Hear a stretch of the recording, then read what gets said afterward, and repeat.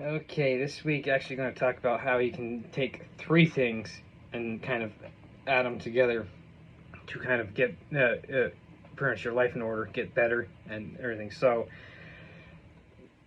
kind of going back down the road of kind of putting things together for your mental health when it comes to alcohol and drug abuse recovery, or get in a sense getting over your addictions or your alcohol or substance use disorder that you might have.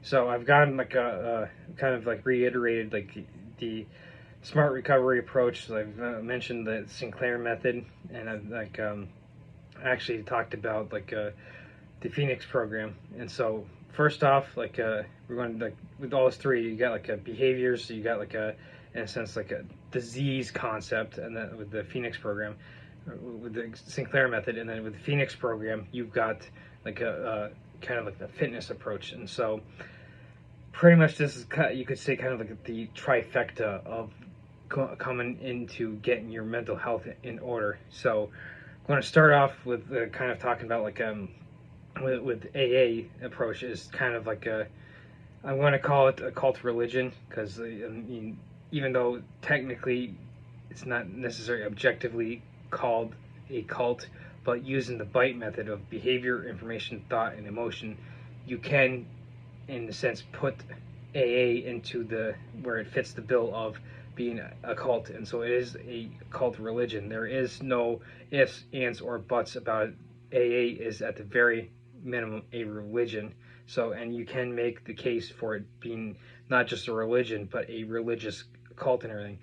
In a sense, like for one of the prime examples is like this is the only way, and this is the only way to think, and you can't question the authority, you can't question anything about the program. You have to behaviors, like you have to do everything according to the cult.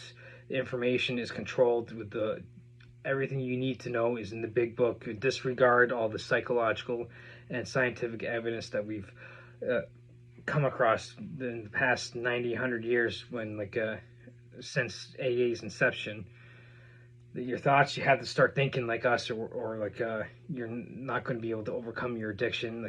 Then you start attaching your emotions to it, how dare you attack this program which saved me. So there's pretty much your cult religion right there. You aren't making any progress in AA whatsoever with first off, your mental health. You're not fixing your behaviors in this when it comes to in a sense smart recovery. You're not getting down to the details of, or the nitty-gritty details of what led you to start abusing drugs or alcohol, because hey, that mental health stuff, that's an outside issue. So we will disregard the actual underlying issues of what led you to a drink or use drugs and everything in the first place, because that's not the point. The point is that you have to start accepting this cult religion. So here it comes in smart recovery. So we start using cognitive behavioral therapy, CBT, rational emotional behavioral therapy, REBT, and then we start looking at your habits and your behaviors and everything, and we start fixing that and getting down into the whatever other mental disorder that you might have had. And I'm going to say might, because it's not necessarily always the case and everything, but it is quite common for you to have an underlying issue and everything. So depression is a common theme that I've heard, and of course anxiety I've also heard, and of course that's just kind of anecdotal hearsay, but you have to kind of look at your unique situation, what led you to drink. Maybe you had some one of those two. Maybe you had some OCDs or ADHD, or in my case a communication disorder that led you to oh hey, look, here's your underlying issue that led you kind of at least in regards to behaviors and habits and stuff. Now we get into so we fix that your habits and your behaviors with smart recovery. Then we take in the Sinclair method, and now if kind of treat it at the disease concept or whatever, using naltrexone to kind of be able to at least in the beginning to be able to block those receptors in your brain to because when you take a drink oh hey, look, this makes me feel so much better and everything, I need some more and everything. So the naltrexone kind of blocks those receptors, because in a sense, like when you take a drink, you're not necessarily, oh my god, I feel so great and everything. It's just like, oh, I'm really not feeling much of anything. So that you use that to kind of like fix maybe the chemical imbalance that you have, kind of like the biochemistry part of it, to kind of fix that initially, so that way it reinforces the behaviors and habits that you're trying to fix with the smart recovery. Then you get into like you use the Phoenix program as kind of like a third stool on the third leg on the stool, to try and like fix like this your life. So then you use like the Phoenix program to get into like getting your physical health in order. Now there's many different ways to approach it, and I've have like a ton of videos that you can go back and watch. Like there's lifting, there's cycling, there's swimming, there's running. There's so many different ways to approach your physical health, and so by ramping into like the Phoenix program, you can find stuff that you like to do, like with physical activity and everything. And another great thing is finding that like a community with the Phoenix program, in the sense that you're finding positive connections, in the sense that like you're finding people that like oh hey, like for instance with lifting, like you just when you first started, you could barely bench press the 45-pound bar. 3 months in, hey, look, you're now up to like 135 pounds and everything. So like people are going to sit there and lift you up and like, hey, yeah, good job, and then motivate you to, hey, look, you just hit 135 pounds. Let's see if you can get the over the next 3 months, get up to like 160 pounds. Because the way lifting is, like, you're going to see those first like few months or a lot of like what are called newbie gains, and then like it's going to kind of level off.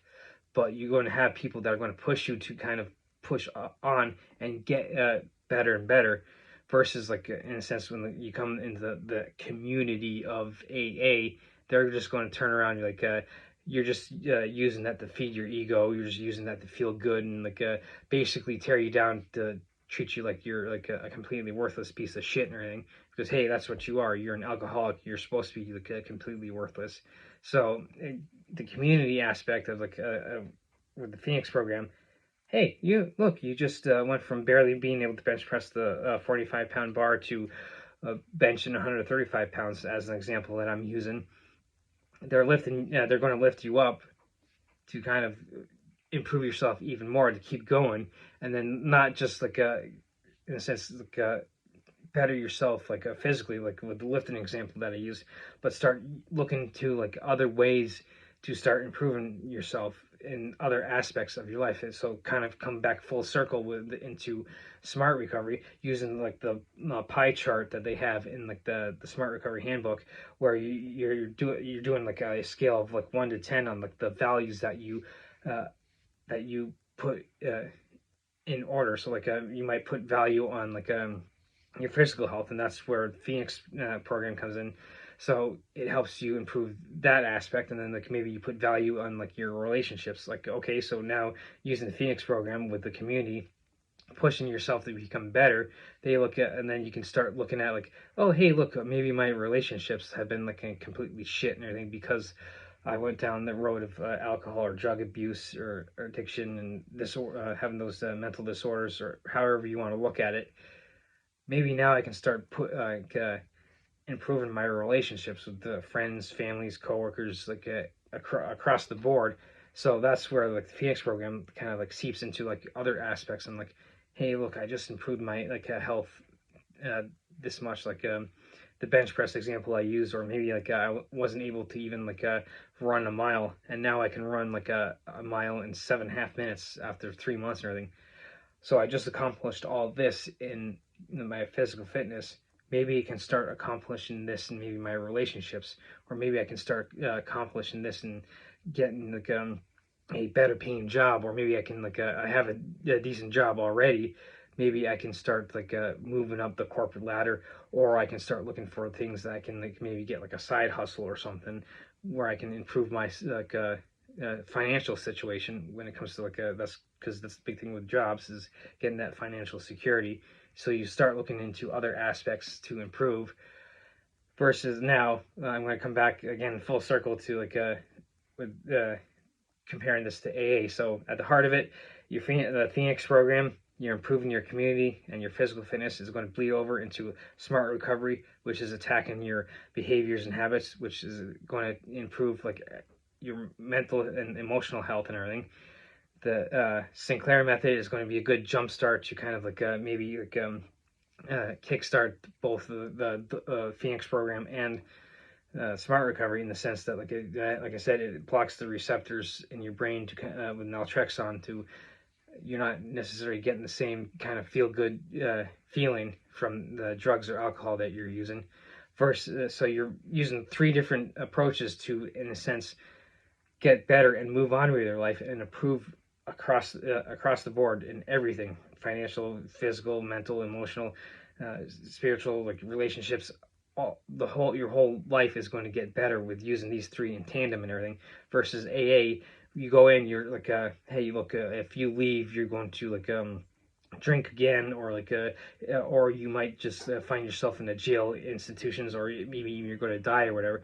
And we're here to beat down you, to remind you that you're not only completely powerless over this bullshit, but you're completely worthless and you're completely hopeless. So, and you get into the trap of that perpetual cycle of like always feeling like you're a piece of shit and everything when you're in a negative like community or negative setting, and the vicious cycle of like can repeat itself on like, oh man, I'm completely worthless, and then you go out and like you don't actually address the issues in the AA approach, whereas you might quite possibly end up getting worse, especially if you are drilled into that. If you leave, you're going to like a drink again, and then like a self-fulfilling prophecy.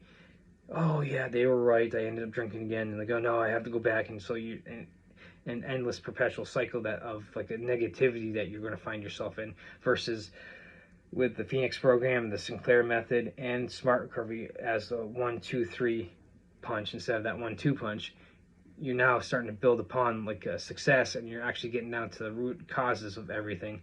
So the choice is yours. You want to sit here and improve your, actually get improvement and get your life in order with like Sinclair method, smart recovery, and the Phoenix program, or are you going to get into that negative, that endless negative loop with AA and like and that negative community and everything? So here it is, kind of tying 3 different things in together, and so the showcase that you don't necessarily need to use just one. You can use a combination of different approaches as well.